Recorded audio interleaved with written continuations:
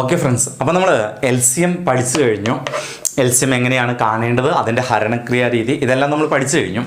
ഇനി ഇതിൻ്റെ സന്ദർഭങ്ങൾ, എക്സാമിന് ഏതൊക്കെ തരത്തിലുള്ള ചോദ്യങ്ങൾ വരുമ്പോഴാണ് നമ്മൾ LCM കാണേണ്ടത്, അതിനെക്കുറിച്ചാണ് ഇനി പറയുന്നത്.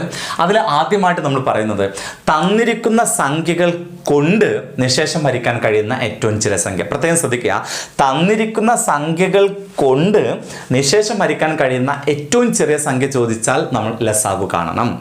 അതുപോലെ തന്നെ ഒരുമിച്ച് വരുന്ന സമയം ചോദിച്ചാലും ലസാഗു കാണണം. ഈ ഒരുമിച്ച് വരുന്ന സമയം എന്ന് അത് കൃത്യമായിട്ട് മനസ്സിലാക്കണമെങ്കിൽ അത് ഉദാഹരണം ചെയ്യുമ്പോഴേ നമുക്ക് മനസ്സിലാക്കാൻ കഴിയുള്ളൂ. നമുക്ക് അങ്ങോട്ട് വരാം. അപ്പോൾ പ്രത്യേകം ഓർത്തിരിക്കാം ഏതൊക്കെയാണ് സന്ദർഭങ്ങൾ, ഏതൊക്കെയാണ്.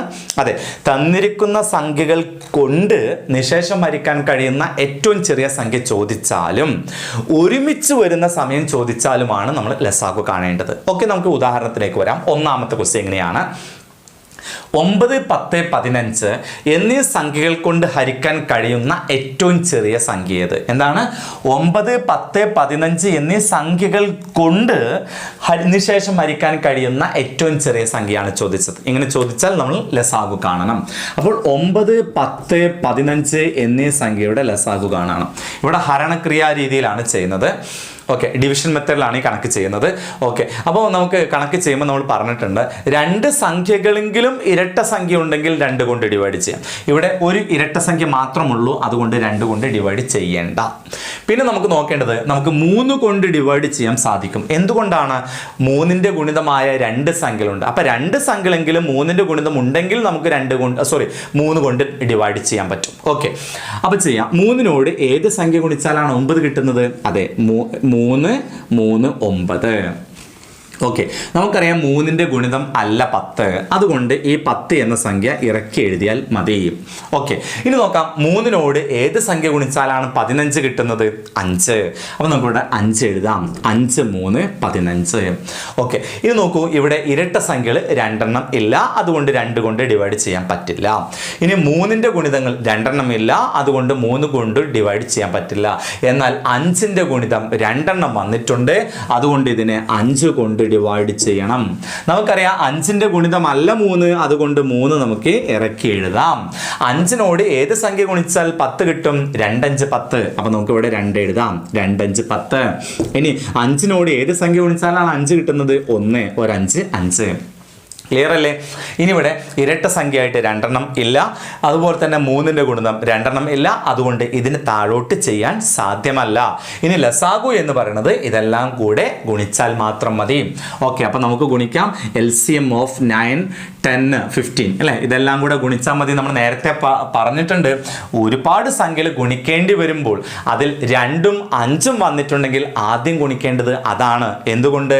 2ഉം 5ഉം ഗുണിച്ചു കഴിഞ്ഞാൽ 10 നമുക്ക് 10 കൊണ്ട് ഗുണിക്കാൻ എളുപ്പമാണ്. അതുകൊണ്ട് തന്നെ ആദ്യം 2ഉം 5ഉം ഗുണിച്ചെഴുതുന്നു 10, ബാക്കി 3, 3 ഗുണിച്ചാൽ 9, 9ഉം ഈ 10ഉം ഗുണിച്ചാൽ നമുക്ക് 90 എന്ന് കിട്ടുന്നു. ക്ലിയർ അല്ലേ? അപ്പോൾ ഏത് തരത്തിലുള്ള ചോദ്യങ്ങൾ വരുമ്പോഴാണ് ലസാഗു കാണേണ്ടത്? തന്നിരിക്കുന്ന സംഖ്യകൾ കൊണ്ട് നിശേഷം ഹരിക്കാൻ കഴിയുന്ന ഏറ്റവും ചെറിയ സംഖ്യ ചോദിച്ചാൽ ലസാഗു ആണ് കാണേണ്ടത്. ഓക്കെ, ഇനി മറ്റൊരു ടൈപ്പ് ക്വസ്റ്റ്യൻ ആണ്. അതുപോലെ തന്നെ ഞാൻ പറഞ്ഞു, ഒരുമിച്ച് വരുന്ന സമയം ചോദിച്ചാൽ ലസാഗു കാണണം. ഓക്കെ, മറ്റൊരു ക്വസ്റ്റ്യൻ ഇതാണ്. ഒരു സ്റ്റേജിലെ മഞ്ഞ ബൾബുകൾ 6 മിനിറ്റ് കൂടുമ്പോൾ, അപ്പം മഞ്ഞ ബൾബുകൾ 6 മിനിറ്റ് കൂടുമ്പോഴും ചുവപ്പ് ബൾബുകൾ 20 മിനിറ്റ് കൂടുമ്പോഴും പച്ച നിറത്തിലുള്ള ബൾബുകൾ 15 മിനിറ്റ് കൂടുമ്പോഴും തെളിയുന്നു എങ്കിൽ ഇവ 3ഉം ഒരുമിച്ച് തെളിയുന്നത് എത്ര മിനിറ്റ് കൂടുമ്പോഴാണ്? നേരത്തെ ഞാൻ പറഞ്ഞല്ലോ, ഒരുമിച്ച് തെളിയുന്നത്, ഒരുമിച്ച് വരുന്ന സമയം ചോദിച്ചാലും നമ്മൾ കാണേണ്ടത് LCM ആണ്. ഓക്കെ, അപ്പോൾ നമുക്ക് 6, 20, 15 എന്നീ സംഖ്യയുടെ LCM കാണണം. ഓക്കെ, 6, 20, 15 എന്നീ സംഖ്യയുടെ LCM കാണണം. ഇവിടെ 2 സംഖ്യ ഇരട്ട സംഖ്യ വന്നതുകൊണ്ട് 2 കൊണ്ട് ഡിവൈഡ് ചെയ്യാം. അപ്പോൾ 2 കൊണ്ട് ഡിവൈഡ് ചെയ്യുക എന്ന് പറഞ്ഞാൽ അതിൻ്റെ പകുതി എടുക്കുക എന്നർത്ഥം. 6ന്റെ പകുതി 3 ആണ്, 20ന്റെ പകുതി 10 ആണ്. 2ന്റെ ഗുണിതമല്ല, അല്ലെങ്കിൽ ഇരട്ട സംഖ്യ അല്ല 15, അതുകൊണ്ട് ആ 15 ഇറക്കി എഴുതിയാൽ മാത്രം മതി. ഇനി നമുക്കറിയാം 3ന്റെ ഗുണിതം 2 ഉണ്ട്, അതുകൊണ്ട് നമുക്ക് ഇതിനെ 3 കൊണ്ട് ഡിവൈഡ് ചെയ്യാം. 3 കൊണ്ടോ 5 കൊണ്ടോ ഡിവൈഡ് ചെയ്യാം. കാര്യം എന്താ, 5ന്റെ ഗുണിതം 2 ഉണ്ട്. അപ്പോൾ ഓരോരുത്തരുടെ ഇഷ്ടമാണ്, എങ്ങനെ വേണമെങ്കിലും ചെയ്യാം. ഇപ്പം ഞാനിവിടെ 3 കൊണ്ടാണ് ഡിവൈഡ് ചെയ്യുന്നത്. കാര്യം 3ന്റെ ഗുണിതവും 2 ഉണ്ട്. അപ്പോൾ 3നോട് എത്ര ഗുണിച്ചാൽ 3 കിട്ടും? 1 3 3.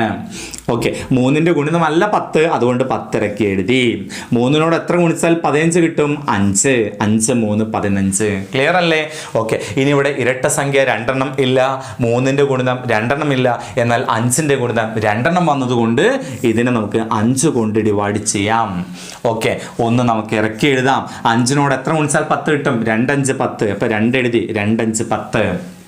ഓക്കെ, 5നോട് എത്ര ഗുണിച്ചാൽ 5 കിട്ടും? 1 ഒരു 5 5. ക്ലിയർ അല്ലേ? ഇനി ഇവിടെ ഇരട്ട സംഖ്യ 2 വന്നിട്ടില്ല, പിന്നെ വേറെ സംഖ്യകളും അല്ലേ 3ന്റെ ഗുണിതമോ 5ന്റെ ഗുണിതമോ ഒന്നും തന്നിട്ടില്ല.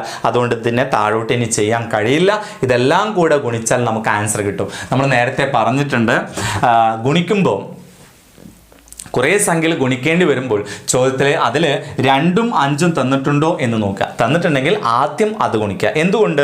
2ഉം 5ഉം ഗുണിച്ചാൽ 10 നമുക്ക് 10 കൊണ്ട് ഗുണിക്കാൻ എളുപ്പമാണ്. അതുകൊണ്ട് ആദ്യം 2ഉം 5ഉം ഗുണിച്ചെഴുതു, 10 എന്ന് കിട്ടി. ബാക്കി അത് ഗുണിക്കുക. 2 3 ഗുണിച്ചാൽ 6, 6ഉം 10 ഗുണിച്ചാൽ 60. യൂണിറ്റ് ശ്രദ്ധിക്കുക, യൂണിറ്റ് മിനിറ്റ് എന്നാണ്. അപ്പോൾ ആൻസർ 60 മിനിറ്റ്. 60 മിനിറ്റ് എന്ന് പറഞ്ഞാൽ 1 മണിക്കൂർ. അപ്പോൾ ഓരോ മണിക്കൂർ കൂടുമ്പോൾ എന്തായിരുന്നു ചോദ്യം? ഒരു സ്റ്റേജിൽ മഞ്ഞ ബൾബുകൾ 6 മിനിറ്റ് കൂടുമ്പോഴും ചുവപ്പ് ബൾബുകൾ 20 മിനിറ്റ് കൂടുമ്പോഴും പച്ച നിറത്തിലുള്ള ബൾബുകൾ 15 മിനിറ്റ് കൂടുമ്പോഴും തെളിയുന്നു എങ്കിൽ ഇവ മൂന്നും ഒരുമിച്ച് തെളിയുന്നത് എത്ര മിനിറ്റ് കൂടുമ്പോഴാണ്? അതെ, 60 മിനിറ്റ് എന്ന് പറഞ്ഞാൽ ഓരോ മണിക്കൂർ കൂടുമ്പോഴും ഈ 3 ബൾബും ഒരുമിച്ച് തെളിയുന്നു എന്നാണ് അതിൻ്റെ അർത്ഥം. ഓക്കെ, നമുക്ക് മൂന്നാമത്തെ ചോദ്യത്തിലേക്ക് കിടക്കാം. ഓക്കെ, മൂന്നാമത്തെ ക്വസ്റ്റ്യൻ, ഒരു സ്റ്റാൻഡിൽ നിന്നും ഒരേ ദിശയിലേക്ക് പോയ 3 ബസ്സുകൾ. ഓർഡിനറി ബസ് എല്ലാ സ്റ്റോപ്പിലും നിർത്തും. ലിമിറ്റഡ് സ്റ്റോപ്പ് ബസ് ഓരോ 2 സ്റ്റോപ്പും കഴിഞ്ഞ് അടുത്ത സ്റ്റോപ്പിൽ നിർത്തും. അപ്പം 2 സ്റ്റോപ്പ് കഴിഞ്ഞ് എന്ന് പറഞ്ഞാൽ 3ാമത്തെ സ്റ്റോപ്പിൽ നിർത്തും എന്നർത്ഥം. എക്സ്പ്രസ് ബസ് ഓരോ 4 സ്റ്റോപ്പും കഴിഞ്ഞ് അടുത്ത സ്റ്റോപ്പ് നിർത്തും. 4 സ്റ്റോപ്പ് കഴിഞ്ഞ് അടുത്ത സ്റ്റോപ്പ് എന്ന് പറഞ്ഞാൽ 5ാമത്തെ സ്റ്റോപ്പിലാണ് നിർത്തുന്നത്. ഓക്കെ, എങ്കിൽ ഈ 3 ബസ്സും നിർത്തുന്ന ആദ്യത്തെ സ്റ്റോപ്പ് എത്രാമത്തെയാണ്? ഓക്കെ, അപ്പോൾ ഏതൊക്കെ ചോദ്യങ്ങൾ വരുമ്പോഴാണ് ക്വസ്റ്റ്യൻ നമ്മൾ പിന്നെ എൽസിയം കാണേണ്ടത്? തന്നിരിക്കുന്ന സംഖ്യകൾ കൊണ്ട് നിശേഷം വരിക്കാൻ കഴിയുന്ന ഏറ്റവും ചെറിയ സംഖ്യ ചോദിച്ചാൽ, ഒരുമിച്ച് വരുന്ന സംഖ്യ ചോദിച്ചാൽ, ആദ്യം വരുന്ന സംഖ്യ ചോദിച്ചാൽ, ഇതെല്ലാം ചോദ്യം വന്നാൽ എൽസിയം ആണ് കാണേണ്ടത്. ഓക്കെ, അപ്പോൾ ഈ 3 ബസ്സും, ഒരു ഓർഡിനറി ബസ് എല്ലാ സ്റ്റോപ്പിലും നിർത്തും, ഒരു ലിമിറ്റഡ് സ്റ്റോപ്പ് ആണെങ്കിൽ ഓരോ 3ാമത്തെ സ്റ്റോപ്പിലും നിർത്തും, ഒരു എക്സ്പ്രസ് ബസ് ആണെങ്കിൽ ഓരോ 5ാമത്തെ സ്റ്റോപ്പിലും നിർത്തും. ഈ 3 ബസ്സും നിർത്തുന്ന ആദ്യമായിട്ട് ഈ 3 ബസ്സും നിർത്തുന്ന ആദ്യം വരുന്ന സ്റ്റോപ്പാണ് നമ്മളോട് ചോദിച്ചിരിക്കുന്നത് എന്ന് പറഞ്ഞാൽ എൽസിയം കാണണം. ഇവിടെ 1 3 5 നമുക്കറിയാം, 1ന്റെ ഗുണിതമാണ് 3, അതുകൊണ്ട് നമുക്ക് 3 ഒഴിവാക്കാം. പിന്നെ 3 5 അഭാജ്യ സംഖ്യകളാണ്. അഭാജ്യ സംഖ്യയുടെ എൽസിയം എന്ന് പറയുന്നത് അവയുടെ ഗുണനഫലമാണ്. അപ്പോൾ ഇതിൻ്റെ എൽസിയം എന്ന് പറഞ്ഞാൽ 3 × 5 15 എന്ന് കിട്ടും. ഓക്കെ, അപ്പോൾ നമുക്ക് എൽസിയം 15 എന്ന് കിട്ടി. എന്ന് പറഞ്ഞാൽ അതിൻ്റെ അർത്ഥം എന്താണ്? ഈ 3 ബസ്സും നിർത്തുന്ന ആദ്യത്തെ സ്റ്റോപ്പ് അത് എത്രാമത്തെ സ്റ്റോപ്പാണ്? 15ാമത്തെ സ്റ്റോപ്പാണ് എന്നർത്ഥം. ഓക്കെ, 4ാമത്തെ ക്വസ്റ്റ്യൻ. അപ്പോൾ ഇത്തരം ചോദ്യങ്ങൾ പ്രത്യേകം ശ്രദ്ധിക്കുക. ഇനി ചില ചോദ്യങ്ങളുടെ ചെറിയൊരു മാറ്റം വരുത്തിയിട്ട് അത്തരത്തിലുള്ള ചോദ്യങ്ങളാണ് നമുക്ക് PSC പരീക്ഷയ്ക്ക് ധാരാളമായിട്ട് ചോദിക്കുന്നത്. ഒരു പ്രത്യേക സമയം തന്നിട്ട് ഇനി ആ പ്രവൃത്തി നടക്കുന്ന അടുത്ത സമയം ഏത്, അത്തരത്തിലുള്ള ചോദ്യങ്ങളാണ് ഇനി നമ്മൾ ചെയ്യാൻ പോകുന്നത്.